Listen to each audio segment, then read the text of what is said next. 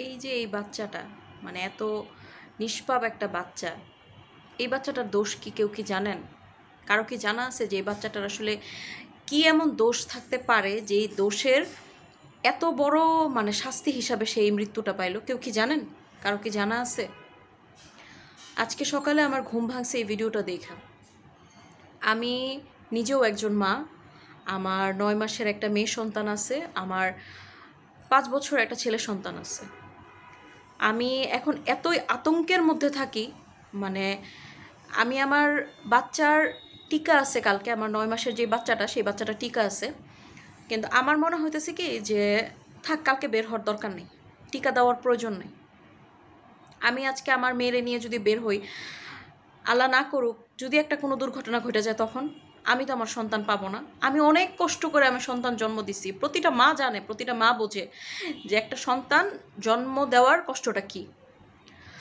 একটা টাইম ছিল যখন আমি আমার ছেলেকে আমি নিজে বলতাম যে বাবা টিভি অফ করো, অনেকক্ষণ দেখছো, এখন বাইরে যাও, বারান্দায় যাও, বারান্দায় গিয়ে খেলাধুলা করো, নিচে গাড়ি দেখো। আমার বাসাটা মেন রোডের সাইডে। আর এখন সেদিন নিউজে দেখলাম যে এক ছেলে, ছোট বাচ্চা, আন্দোলন দেখতে যায়, আন্দোলন করতেও না, আন্দোলন দেখতে যায় হচ্ছে সে বারান্দা থেকে মাথায় গুলি লাগা সে মারা গেছে। এখন আমি মা, আমার কি মন চাবে আমার ছেলেকে আমি সেই কথাটা বলি যে বাবা যাও বারান্দায় যাও, যে হচ্ছে গাড়ি দেখো? আমার তো ইচ্ছা করে না। আমার ছেলে এখন নিজ ইচ্ছায় বারান্দায় গেলে আমি আমার ছেলের বলি, তাড়াতাড়ি বলি যে আব্বু ঘরে চলে আসো, বাইরে যাও না, বারান্দায় যাও না বাবা। মানে এতটা ভয়ের মধ্যে থাকি, এতটা আতঙ্কের মধ্যে থাকি, আমার কাছে মনে হয় যে আমি দাঁড়ায় আছি, এমনও হইতে পারে কখন কোন দিক দিয়ে কোন ঝামেলা হয়েছে, একটা গুলি আসলো, গুলি এসে হয় আমি মরে গেলাম, নাইলে আমার বাচ্চা মরে গেল, নাইলে আমার স্বামী মরে গেল। মানে আমার কাছে এরকম একটা ফিল হয়, এত আতঙ্কের মধ্যে এখন আসি। কালকে রাস্তায় গেছি, রাস্তায় বের হওয়ার পরে দেখলাম মানে যেই রাস্তা সবসময় খুব জমজমাট থাকে, শুক্রবারে কোনো রেস্টুরেন্টে যায় বসার মতন কোনো স্পেস থাকে না, সেই রাস্তাটা একদম নিরিবিলি শুনশান, মানে শ্মশান ঘাট মনে হইতেছে।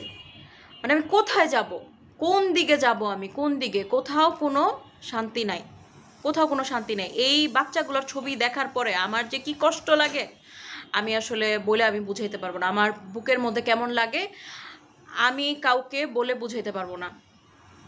কারেন্ট চলে গেছে গতকালকে রাতে আমাদের বাসায় 2টা বাজে।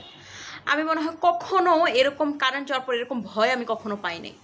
পুরো এলাকা নিস্তব্ধ, কারেন্ট চলে গেছে, ট্রান্সমিটার বাস্ট হয়েছে, ওই বাস্টের শব্দটাও না আমার কানের মধ্যে না কেমন বিকটভাবে লাগছে, আমার মনে কি গুলি হয়েছে। মানে এতটা আতঙ্কের মধ্যে আমরা এখন আছি।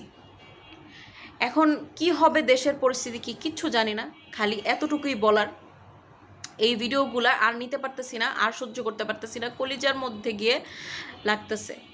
আর যারা, যেই ভাইয়েরা, যেই বোনেরা, যেই শিক্ষকরা যারা বাইরে থাকা হচ্ছে যুদ্ধ করতেছেন, যারা ফিল্ডে থেকে যুদ্ধ করতেছেন, এদেরকে হচ্ছে সেলুট জানাই।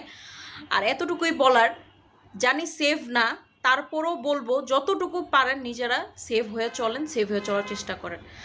আমরা যারা ভিতরে আছি আমাদের দোয়া আপনাদের জন্য সব সময় আছে, সব সময়, সব সময় দোয়া করি, সব সময়। জয় ইনশাল্লাহ হবেই।